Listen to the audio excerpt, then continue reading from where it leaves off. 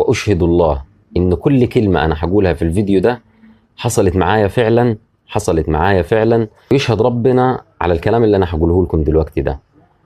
أنا زي ما قلت لكم مريت فعلا بتجربة إن أنا شفت النبي عليه أفضل الصلاة والسلام، ومش مرة، مرة واثنين وثلاثة وأربعة، ولكن فيهم مرة يعني حصل فيها حاجة غريبة كده هبقى أحكيها لكم.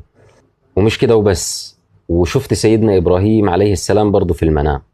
ولكن سيدنا إبراهيم برضو ليه قصة، يعني ما شفتش ملامحه، ولكن جالي في المنام. الحاجة الثانية، دعيت ربنا وربنا استجاب لي دعائي، واداني علامة قبل ما يستجيب لي دعائي. يعني جاب لي علامة أنا طلبتها من ربنا، فربنا وراني العلامة وبعدها استجاب لي دعائي.